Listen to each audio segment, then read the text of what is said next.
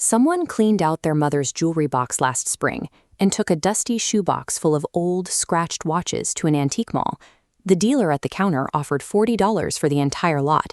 The seller took the cash and walked away. That same dealer pulled one specific watch from the box, wore it to a collector meet the following Saturday, and sold it before lunch for $4,200. The watch looked like absolute trash. It had a deeply scratched crystal, a faded cream dial, and a bracelet that had lost nearly all of its finish.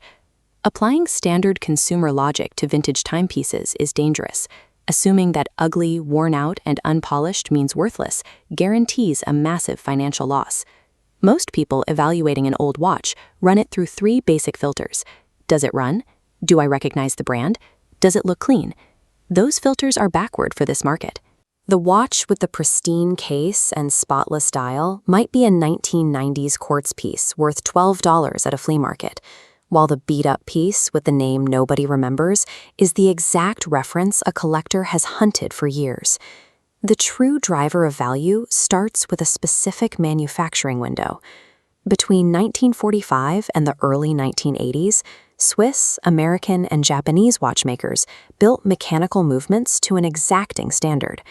Then the quartz crisis arrived, replacing in-house calibers with cheap, battery-powered efficiency. The industry abandoned precision hand finishing in favor of high-volume, automated manufacturing. The same brand names stayed on the dials, but the manufacturing logic shifted underneath. Serious collectors know exactly which reference numbers fall on the right side of that history, while casual sellers have no idea this timeline even exists. Navigating this gap requires a strict return on investment mindset. Overriding your basic instincts about age and appearance yields a disproportionate financial payoff. Take the Bulova Accutron Space View.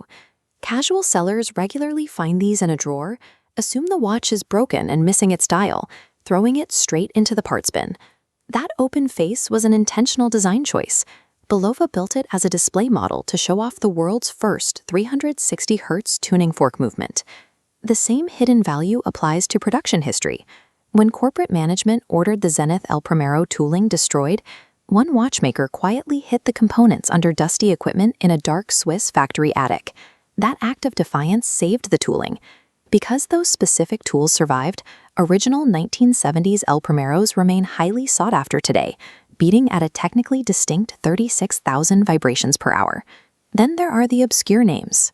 Universal Geneve sounds like a company that manufactures industrial equipment, yet to collectors, it represents top-tier mid-century engineering.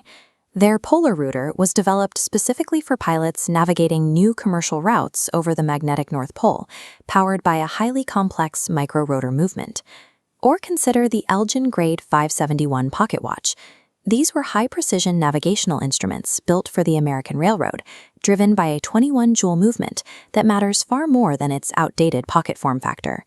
Researching these strange mechanics and forgotten names reveals the largest price gaps in the estate market. The premium also hides in plain sight.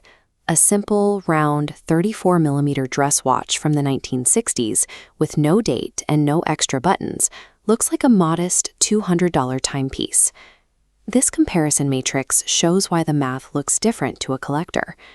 While a modern luxury watch wins on sheer size, the vintage model wins on inward movement finishing and historical provenance.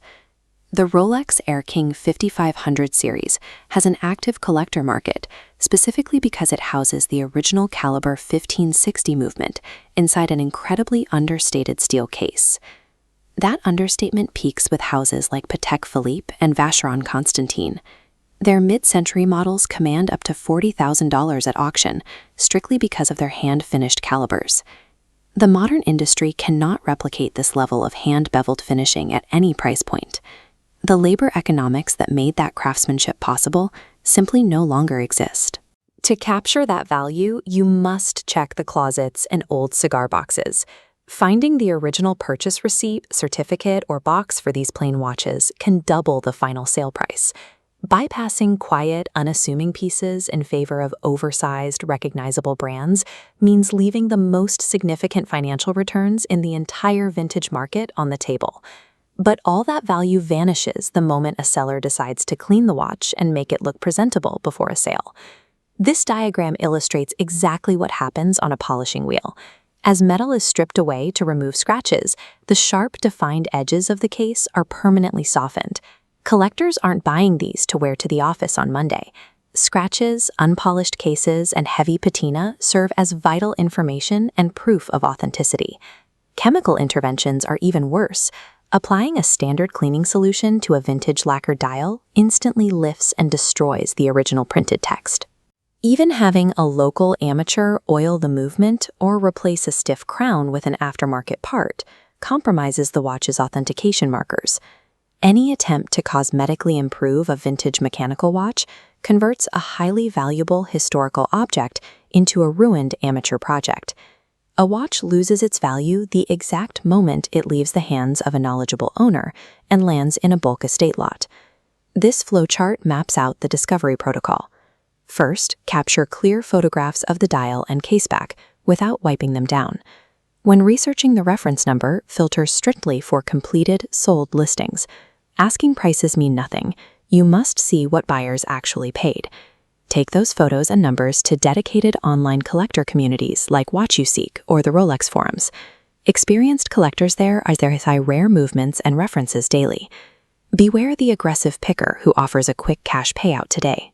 They rely on you avoiding the friction of research so they can capture the margin themselves. If you lack the time, consign your pieces to a specialized horological auction house. If you flip estates for a living, sit down and memorize the key movement reference numbers. Patience, restraint, and targeted research are the only reliable tools you have. Using them closes the structural information gap and captures the true preservation premium. So, the next time you're decluttering your space or packing up a donation box, take a second look. Just because an item seems obsolete, outdated, or just plain ugly, doesn't mean it belongs in the trash or the giveaway pile. You might be tossing out serious value without even realizing it. Be careful.